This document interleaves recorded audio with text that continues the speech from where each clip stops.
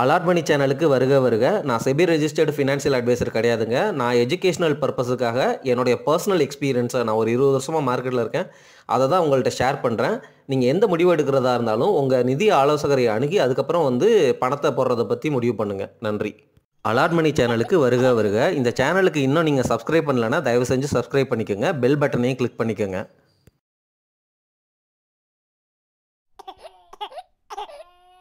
இந்த வீடியோ பதிவு கொஞ்சம் டிஃப்ரெண்ட்டான வீடியோ பதிவு. ஆனால் சிம்பிளான ஒரு ஸ்ட்ராட்டஜியை என் பிரெயினுக்குள்ளே ஓடிட்டுருக்கிற ஒரு போர்ட்ஃபோலியோவை உங்ககிட்ட ஷேர் பண்ணலாம் அப்படின்னு தோணுது. இந்த போர்ட்ஃபோலியோவில் நான் நிஃப்டி 50 ஸ்டாக்ஸை மட்டுமே அட்டாக் பண்ணுறேன். ரீசன் என்னென்னா, அந்த நிஃப்டி 50ங்கிற இண்டெக்ஸ் பெஞ்ச் மார்க்கை நான் பீட் பண்ணணும். சரிங்களா? அதனால தான் டைரக்ட் ஸ்டாக் இன்வெஸ்டிங்க்கே நான் வந்திருக்கிறேன். ஃபண்டமெண்டல் அனாலிசிஸை கற்றுக்கிட்டு இருக்கிறேன். அப்படி நிஃப்டி 50யை நான் பீட் பண்ணணும் அப்படின்னா நான் எடுக்க வேண்டிய ஸ்ட்ராட்டஜி வேல்யூவேஷன் கம்மியாக இருக்கிற நல்ல ஸ்டாக்ஸை பிக் பண்ணி ஒரு சின்ன போர்ட்ஃபோலியோ உருவாக்கி அது நிஃப்டி 50யை விட அதிகமாக பீட் பண்ண முடியுமா அப்படிங்கிறது தான் என் பிரெயினுக்குள்ளே இப்போ ஓடிட்டுருக்கு. சரி, அப்படி என்னென்ன ஸ்டாக்ஸ் எல்லாம் என்னுடைய போர்ட்ஃபோலியோவில் செலக்ட் பண்ணுவேன் அப்படின்னு நீங்கள் கேட்டிங்கன்னா, இதில் ஃபண்டமெண்டல் அனாலிசிஸ் நம்ம பேசின எல்லாத்தையும் திருப்பி ஒரு தடவை அப்ளை பண்ணணும். என்னுடைய சிம்பிள் கான்செப்ட் என்னென்னா, ரொம்ப நாளாக விலை ஏறாமல் இருக்குது, ஒரு நல்ல ப்ரைவேட் கம்பெனியாக இருக்குது, அது நிஃப்டி 50க்குள்ளே இருக்குது.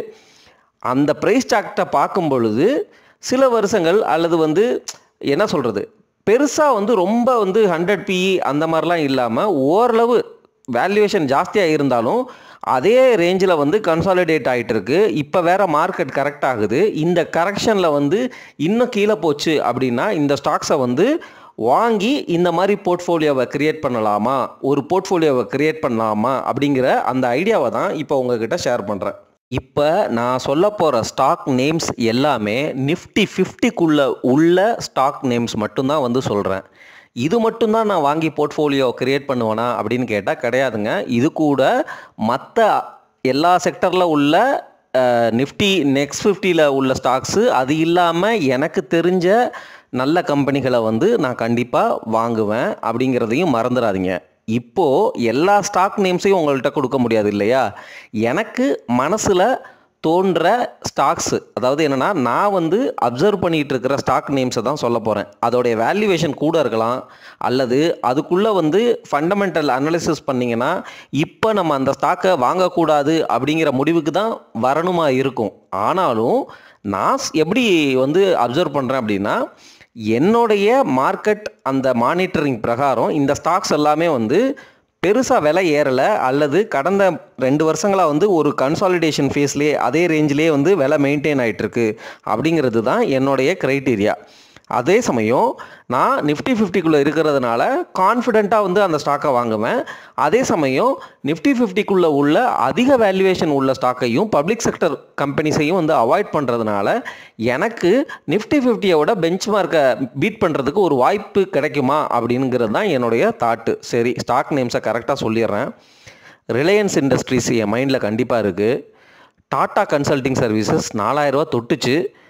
இருந்தாலும் டாடா கன்சல்டிங் சர்வீசஸையும் நான் கன்சிடர் பண்ணுவேன். HDFC பேங்க்கு கண்டிப்பாக கன்சிடர் பண்ணுவேன். ICICI பேங்க்கை பற்றி கடைசியில் முடிவு எடுக்கலாம் அப்படின்னு விட்டுட்டேன். இன்ஃபோசிஸ் காஸ்ட்லியாக இருக்குது, பாரதி ஏர்டெல்லும் காஸ்ட்லியாக இருக்குது. State Bank of India public sector company. ITC கண்டிப்பாக கன்சிடர் பண்ணுவேன். இந்துஸ்தான் யூனிலிவர் கண்டிப்பாக கன்சிடர் பண்ணுவேன். HCL டெக்னாலஜிஸ் காஸ்ட்லியாக இருக்குது. லார்சன் அண்ட் டியூப்ரோ காஸ்ட்லியாக இருக்குது. பஜாஜ் ஃபினான்ஸ் கன்சிடர் பண்ணுவேன், இருந்தாலும் வேல்யூவேஷன் ஜாஸ்தி தான். சன் ஃபார்மா வேல்யூவேஷன் ஜாஸ்தி, விலை அதிகமாக போயிடுச்சு. M&M கொஞ்சம் கடன் இருக்குது, பட் நல்ல ஸ்டாக்கு, அதனால் எனக்கு M&M மேலே பெருசாக நம்பிக்கை இல்லை. மாருதி சுசுக்கி 6000 ரூபாய் 7000 ரூபாய்க்கு பார்த்தேன், கொஞ்சம் கரெக்ட் ஆகிடுச்சு. 8000 ரூபாய் ரேஞ்சுக்கு வந்துச்சுன்னா ஓகே, கன்சிடர் பண்ணலாம். ஆனால் இப்போ கன்சிடர் பண்ண மாட்டேன். கோட்டக் மஹிந்திரா பேங்க்கு கன்சிடர் பண்ணுவேன். ONGC விட்டுருவேன், ஏன்னா பப்ளிக் செக்டர் கம்பெனி. ஆக்சிஸ் பேங்க்கு கன்சிடர் பண்ணுவேன். விப்ரோ ஸ்லைட்டில் காஸ்ட்லியாக இருக்குது, கொஞ்சம் விலை ஒரு 50 ரூபா குறைஞ்சிச்சின்னா கன்சிடர் பண்ணலாம். அல்ட்ராடெக் சிமெண்ட்டும் ஒரு 6000 7000 அந்த ரேஞ்சுக்கு வந்துச்சுன்னா ஓகே கன்சிடர் பண்ணலாம். NTPC public sector company, Titan காஸ்ட்லியாக இருக்குது. டாடா மோட்டார்ஸ் கன்சிடர் பண்ணலாம். அதானி என்டர்பிரைசஸ் அது கொஞ்சம் பொலிட்டிக்கலான ஸ்டாக்கு, ஸோ அதனால் நான் வந்து அவாய்ட் பண்ணுவேன். பஜாஜ் ஃபின்சர்வ் ரொம்ப வருஷமாக வந்து இதே ரேஞ்சிலே இருக்குது, ஸோ அதனால் கன்சிடர் பண்ணுவேன். இருந்தாலும் வேல்யூவேஷன் ஜாஸ்தி இதுக்கு. பவர் கிரிட் வந்து public sector company. Adani Ports நான் ரீசன் சொல்லிட்டேன். பஜாஜ் ஆட்டோ கீழே ஒரு 6000 ரூபாய் 6500 ரேஞ்ச் வந்துச்சுன்னா கண்டிப்பாக கன்சிடர் பண்ணுவேன். இப்போ வந்து விலை கொஞ்சம் ஜாஸ்தியாக இருக்குது. Coal India government company, JSW steel கடன் இருக்குது, ட்ரெண்ட்டு வேல்யூவேஷன் ஜாஸ்தி. ஏஷியன் பெயிண்ட்ஸு கன்சிடர் பண்ணுவேன். நெஸ்லே இந்தியா வந்து விலை ஜாஸ்தியாக இருக்குது, ரொம்ப ஜாஸ்தியாக இருக்குது. Bharat Electronics public sector company, Tech மஹேந்திராவும் விலை காஸ்ட்லியாக இருக்குது. டாடா ஸ்டீல் கன்சிடர் பண்ணுவேன். கிராசிம் வந்து எனக்கு பெருசாக அதை பற்றி ஐடியா இல்லை, கொஞ்சம் ரிசர்ச் பண்ணணும். எஸ்பிஐ லைஃப் இன்சூரன்ஸும் இல்லை, கன்சிடர் பண்ண மாட்டேன். ஐஷர் மோட்டார் வேல்யூ ஜாஸ்தியாக இருக்குது. ஹிண்டல்கோ வந்து நோ கமாடிட்டி, அது வந்து எனக்கு பிடிக்காது. ஹெச்டிஎஃப்சி லைஃப் இன்சூரன்ஸ் கண்டிப்பாக கன்சிடர் பண்ணுவேன். பிபிசிஎல் வந்து பப்ளிக் செக்டர் கம்பெனி கன்சிடர் பண்ண மாட்டேன். பிரிட்டானியா வந்து இன்னும் கொஞ்சம் கரெக்ட் ஆச்சுன்னா கன்சிடர் பண்ணலாம். சிப்லா வந்து அதே போல் ஒரு 1000 ரூபாய் ரேஞ்சுக்கு கிட்ட வந்துச்சுன்னா கன்சிடர் பண்ணலான்னு இருக்கேன். கொஞ்சம் காஸ்ட்லியாக இருக்க மாதிரி எனக்கு தோணுது. பிஇ பிரகாரம் வந்து கம்மியான பிஇ தான், இருந்தாலும் வந்து சடனாக அவங்க வந்து எனக்கு என்னமோ அது பர்சனலாக உடன்பாடு இல்லை, இன்னும் கொஞ்சம் விலை கரெக்டாகட்டும் அப்படின்னு இருக்கேன். டாக்டர் ரெட்டி கன்சிடர் பண்ணுவேன். ஸ்ரீராம் ஃபைனான்ஸ் கன்சிடர் பண்ண மாட்டேன்.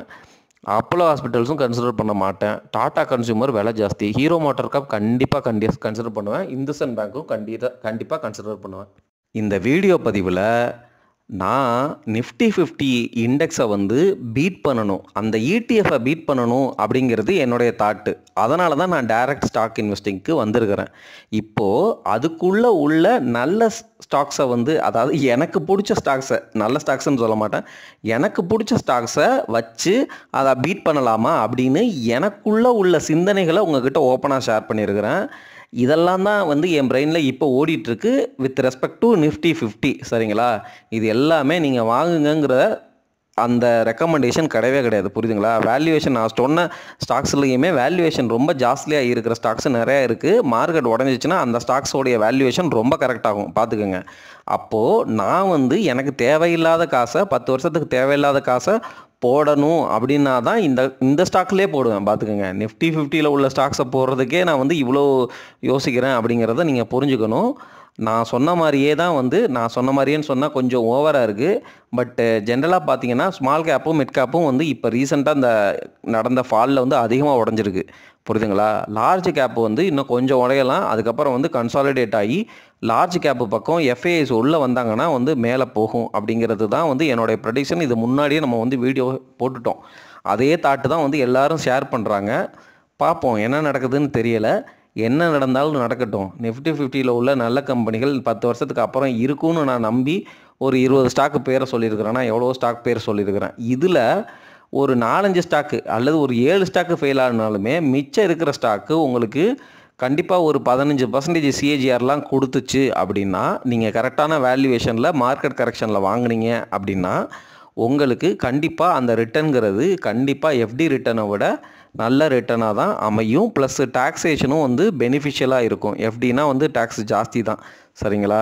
அதாவது நீங்கள் 30% டேக்ஸ் லேபில் வாங்குகிற சேலரிடு பர்சனாக இருந்தால். நன்றி, வணக்கம்.